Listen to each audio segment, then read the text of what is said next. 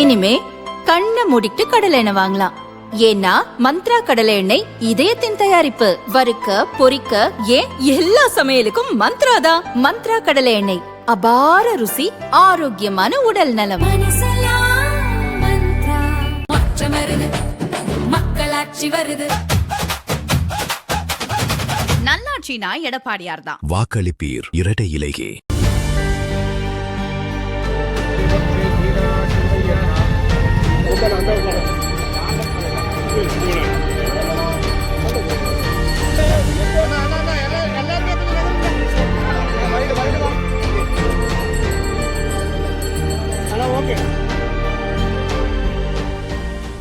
தமிழகத்தில் உள்ள 234 சட்டமன்ற தொகுதிக்கும் ஒரே கட்டமாக வரும் ஏப்ரல் 23ஆம் தேதி தேர்தல் நடக்க உள்ளது. இந்நிலையில் கூட்டணி கட்சிகள் சார்ந்த வேட்பாளர்கள் மும்முரமாக பிரச்சாரம் மேற்கொண்டு வருகின்றனர். தற்போது கோவைக்கு மோடி வருகை தருவதை முன்னிட்டு பூமி பூஜை கோவை கொடிசியா மைதானத்தில் தற்போது நடந்து முடிந்தது. தற்போது கோவை மாவட்ட தலைவர் ரமேஷ் அவர்கள் நம்முடன் இருக்கிறார். அவர்கிட்ட கேட்போம். ஸோ மோடி வருகை குறித்து என்ன திட்டங்கள்லாம் பிளான் பண்ணியிருக்கீங்க? வணக்கங்க. 2026ஆம் ஆண்டு சட்டமன்ற தேர்தல் கடந்த மாதம் அறிவிக்கப்பட்டு 6ஆம் தேதி அதனுடைய வேட்புமனு தாக்கல் நிறைவு பெற்றது. கோவை மாவட்டத்துக்குட்பட்ட அனைத்து சட்டமன்றத்தினுடைய வேட்பாளர்களும் அந்த வேட்புமனு தாக்கல் செய்தாங்க. அதில் 9 தொகுதியில் அண்ணா திராவிட முன்னேற்றக் கழகம், ஒரு தொகுதி கோவை வடக்கு பாரதிய ஜனதா கட்சியும் வேட்புமனு தாக்கல் செய்தோம். தொடர்ந்து இப்போ எங்களுக்கு பிரச்சாரமானது தினசரி ஒவ்வொரு வீடாக சென்று கொண்டிருக்கிறோம். வருகின்ற 18ஆம் தேதி, ஏப்ரல் மாதம் 18ஆம் தேதி மரியாதைக்குரிய பாரத பிரதமர் நரேந்திர மோடி ஐயா அவர்கள் கோவை கொடிசியா மைதானத்துக்கு வருகை தர உள்ளார்கள். கோவை மாவட்டத்துக்குட்பட்ட 10 வேட்பாளர்கள் மற்றும் அவினாசியினுடைய வேட்பாளர் மரியாதைக்குரிய மத்திய அமைச்சர் அண்ணன் முருகன் அவர்கள் உட்பட 11 வேட்பாளர்களை ஆதரித்து இந்த பகுதியிலே மாலை பிரச்சாரம் செய்ய உள்ளார்கள். அதற்கான முன் ஏற்பாடாக இன்றைய தினம் 12ஆம் தேதி ஞாயிற்றுக்கிழமை காலையில் 7:30 முதல் 8:30 வரை இந்த பூமி பூஜையானது நடைபெற்றது. இந்த நிகழ்ச்சிக்கு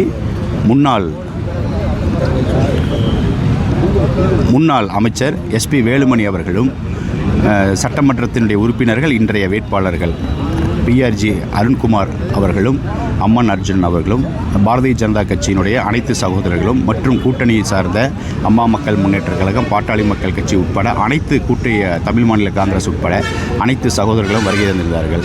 எங்களுடைய நோக்கம் கோவைக்கு கடந்த காலங்களில் 2014ஆம் ஆண்டு பாரத பிரதமர் நரேந்திர மோடி அவர்கள் ஆட்சிக்கு வந்ததிலிருந்து இன்று வரை 12 ஆண்டு காலமாக தொடர்ந்து பல்வேறு விதமான நலத்திட்டங்கள் செய்து கொண்டிருக்கிறோம். உதாரணத்துக்கு நம்ம இப்போ நின்று இருக்கக்கூடிய இடம் இந்த அவினாசியினுடைய மெயின் ரோடு. இங்கே இருக்கக்கூடிய 10 கிலோமீட்டர் பாலம் உங்களுக்கு தெரியும், தமிழகத்தில் மிகப்பெரிய ஒரு பாலம். இந்த பாலத்துக்கும் அண்ணன் எடப்பாடி அவர்களுடைய ஆட்சி இருக்கும் பொழுது மத்திய அரசாங்கத்தினுடைய அனுமதியில் பங்கீட்டில் கட்டப்பட்ட ஒரு மிகப்பெரிய பாலம். இது ஒன்றே உதாரணம். இது போக பல்வேறு திட்டங்கள் ஸ்மார்ட் சிட்டி திட்டத்தின் மூலியமாக கோவை இன்றைக்கு எந்த பகுதியில் பார்த்தாலும் இன்றைக்கி கோவை இரவு நேரமாகட்டும் பகல் நேரமாகட்டும் அருமையான ஒரு சூழ்நிலை, இயற்கை சூழ்நிலை இருக்கிறது என்று சொன்னால் அதுக்கு காரணம் மத்திய அரசாங்கத்தினுடைய நிதி பங்கீடு. அதை சரியாக பெற்று அண்ணா திராவிட முன்னேற்ற கழகத்தினுடைய ஆட்சியில் மக்களுக்கு தேவையான அடிப்படை விஷயங்கள் செய்தது. உதாரணத்துக்கு பல்வேறு விதமான குளங்கள் சீரமைக்கப்பட்டது, தார் சாலைகள் அமைக்கப்பட்டது, யூஜிடி என்று சொல்லக்கூடிய பாதாள சாக்கடைகள் போடப்பட்டது. இந்த மாதிரி மக்களுக்கு தேவையான அத்தியாவசிய தேவைகள் இது அத்தனையுமே செய்தது நம்முடைய தேசிய ஜனநாயக கூட்டணியுடைய ஆட்சி இருக்கும் பொழுது தான். கடந்த 5 ஆண்டுகளில் சொல்லக்கூடிய மாதிரி எந்த விதமான திட்டங்களும் செய்யவில்லை.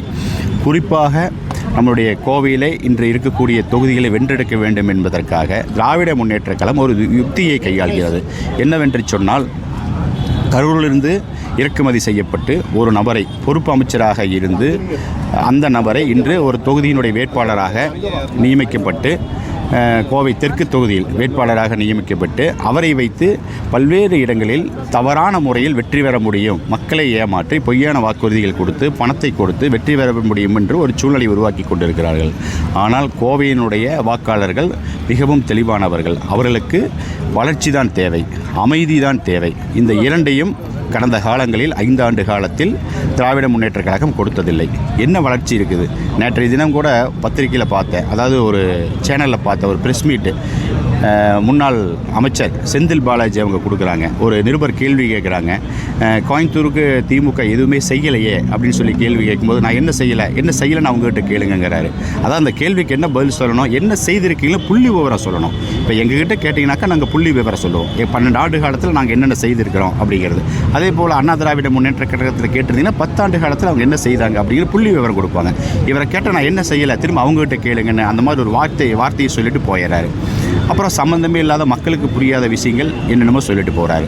எங்களை பொறுத்தவரை கோவை உட்பட 11 தொகுதிகள், அவிநாசி உட்பட 11 தொகுதிகளும் முழுமையாக கடந்த காலத்தில் எப்படி வெற்றி பெற்றோமோ அதே போல் வெற்றி விடுவோம்.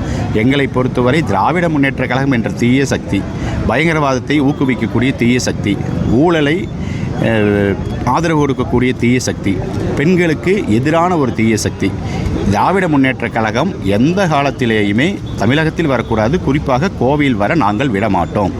அண்ணா திராவிட முன்னேற்ற கழகம், பாரதிய ஜனதா கட்சி மற்றும் தேசிய ஜனநாயக கூட்டணியில் அனைவரும் ஒன்றிணைந்து மிக ஒற்றுமையுடன் தேர்தலை சந்தித்து கொண்டிருக்கிறோம். பிரச்சாரமானது மிக சிறப்பாக நடைபெற்று கொண்டிருக்கிறது. ஒவ்வொரு பகுதியிலும் வீடு வீடாக செல்லும் பொழுது மக்களுடைய மிகப்பெரிய ஆதரவு எங்களுக்கு இருக்கிறது. மக்கள் எங்களுக்கு பேசும்போது நாகரீகம் கருதி வாக்காளர் பேசுகிறத நம்ம வெளியே சொல்ல முடியாது, சொல்லவும் கூடாது. அதனால் சொல்லாமல் இருக்கிறோம். இந்த திராவிட முன்னேற்ற கழகத்து அரசாங்கத்தின் மீது எவ்வளோ வெறுப்பில் இருக்கிறாங்க. அனைத்து விதமான வரிகள், ஒரு மனிதன் வாழவே முடியாத அளவுக்கு வரிச்சுமை இன்றைய தினம் மாநகராட்சியில். அடுத்தது அரசாங்கம் பார்த்தோம்னாக்கா மோசமான ஒரு அரசாங்கம். அதனால் எல்லா விதத்திலையும் மக்களுக்கு ஒரு வரிச்சுமையை ஏற்படுத்தி, விலைவாசி ஏற்றத்தை ஏற்படுத்தி, ஒரு ஊழலான அரசாங்கமாக, ஒரு போதை அரசாங்கமாக, டாஸ்மாகிலிருந்து வரக்கூடிய வருமானத்தை வைத்து அதில் வரக்கூடிய வருமானத்தில் பணத்தை வைத்து வாக்காளர்களை விலை கொடுத்து வாங்கிவிடலாம் என்ற மமதியில் சுற்றி கொண்டிருக்கிறார்கள். கவனிக்கணும். நீங்கள் இந்த செந்தில் பாலாஜிங்கிற நபர் யார் அப்படின்னு சொல்லிட்டு, அதாவது நம்மளுடைய உயர்ந்த ஒரு விஷயம் என்னென்னு கேட்டோம்னாக்கா சட்டம், அந்த சட்டத்தின் மூலமாக தண்டிக்கப்பட்டவர் செந்தில் பாலாஜி. என்னது, அவர் வகித்திருக்கக்கூடிய பொறுப்பு, அவர் ஊழல் குற்றச்சாட்டில் மாற்றாரு, அந்த பணத்தை வாங்கிட்டு வேலை தரேன்னு சொல்லி சொன்னார். அதுக்காக கோர்ட்டில் ஒரு தீர்ப்பு என்ன கொடுக்குறாங்கன்னா, இவர் குற்றவாளி அப்படின்னு சொல்லும் பொழுது இவர் அதை ஒத்துக்கிட்டு பணத்தை திருப்பி தரேன்னு சொல்லி தானே குற்றத்தை ஏற்றுக்கொண்ட கூட இவர் குற்றவாளி. 1. 2வது, அதற்காக இவருடைய மந்திரி பதவியை நீக்கணும் அப்படின்னு சொல்லி கோர்ட்லேருந்து உத்தரவு அதுக்கப்புறம் நீக்கப்பட்ட ஒரு குற்றவாளி. அந்த குற்றவாளி இன்றைக்கி கரூரில் நின்னாக்கா தோற்றுருவார் அப்படிங்கிறத தெரிஞ்சு இங்கே இருக்கக்கூடிய மக்களை ஏமாத்துறங்கிறக்காக இங்கே வரார். கோவை மக்கள் அப்படி அல்ல, அமைதிக்காக, வளர்ச்சிக்காக காத்திருக்கக்கூடிய மக்கள். இவர்கள் மனதில் வைத்து தேர்தல் காலத்தில் மிக அருமையான ஒரு முடிவெடுப்பார்கள். எங்களுடைய தேசிய ஜனநாயக கூட்டணியானது அனைத்து தொகுதியிலும் மாபெரும் வெற்றி பெறும். இப்போ மோடி வருகையை முன்னிட்டு என்னென்ன அரசியல் தலைவர்கள் சார் வரப்போகிறாங்க?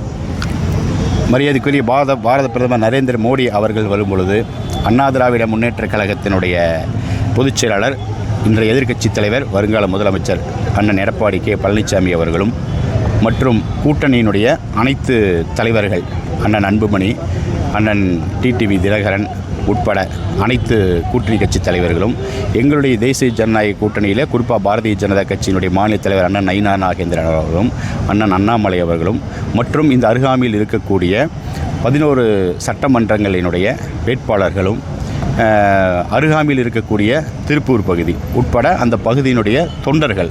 ஏன்னா பிரைம் மினிஸ்டர் வராங்கும் போது நம்ம லிமிட்டேஷன் அளவுகோலில் வைக்க முடியாது. நீங்கள் வாங்க, நீங்கள் வராதீங்கன்னு சொல்லிட்டு அவரை பார்க்கறக்கும் அவரை பேச்சை கேட்கறக்கும் பாரதிய ஜனதா கட்சியினுடைய தொண்டர்கள், பொதுமக்கள் மிக ஆர்வமாக இருக்கிறாங்க.